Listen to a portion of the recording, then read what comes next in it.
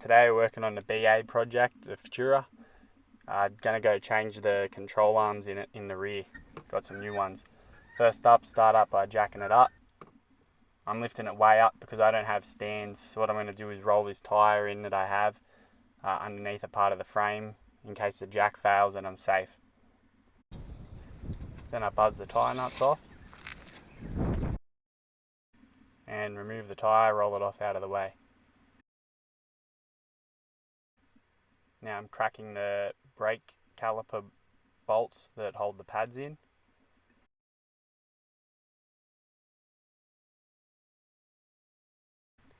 As soon as I can put a bolt back where it belongs without the part that's meant to hold it on, I do. That way it can't fall on the floor, or at least I don't put it on the floor and then it gets lost. It's a good trick for working on the gravel.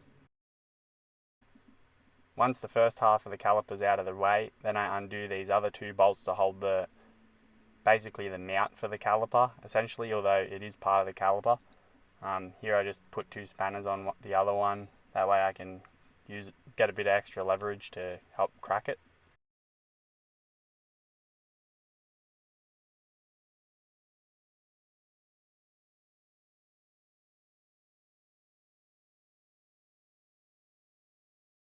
Also putting them bolts back once I'm done with them.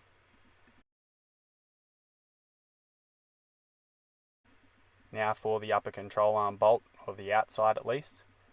Also do this double up spanner trick to get them cracked and then rattle them off.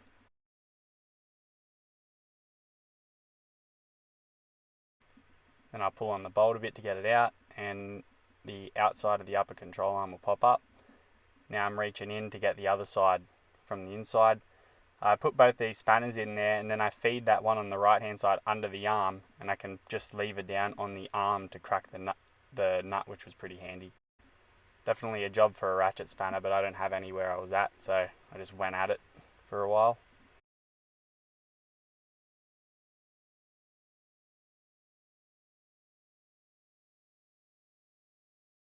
Now this Ford here, the other side was a lot easier, but this side the bolt goes up against the fuel tank, so I had to put that bar to just sort of wedge it and get it out of there.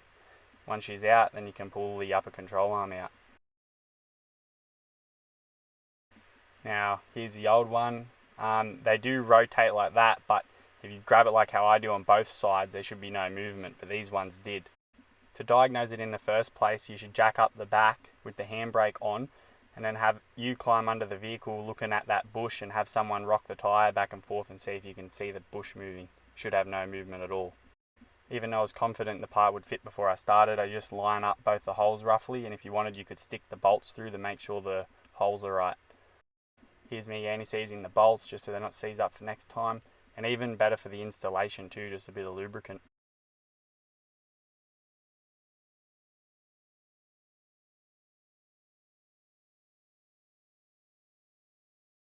Now to feed that upper control arm back in position. And trying to fit that bolt in was a super pain because the fuel tank's in the way. It's almost like trying to line up a blue moon. But I eventually got it through, started the nut off, and again went at it without a ratchet spanner.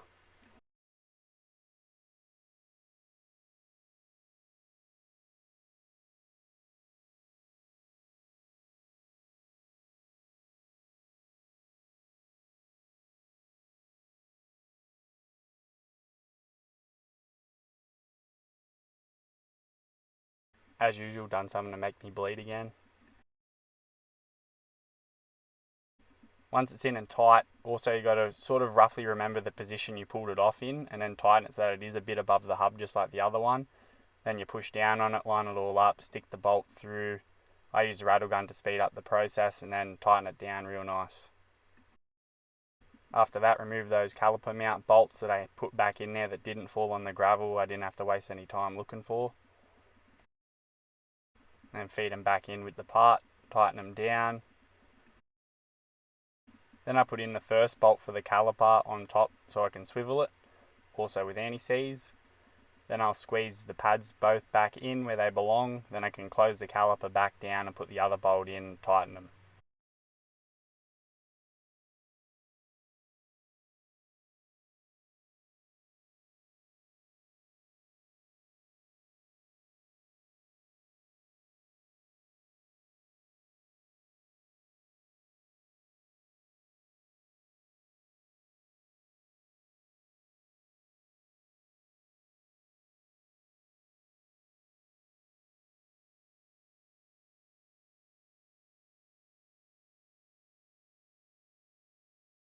After putting the caliper back, it's good to pull the handbrake down and just make sure that it spins freely, it's not jammed up. Then to put the tyre back on,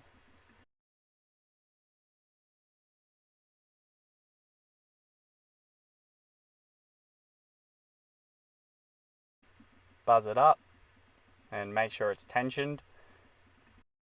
Then pull your safety stand out, which for me was that spare tyre, and then drop the jack down, take it for a test drive and make sure the brakes work right.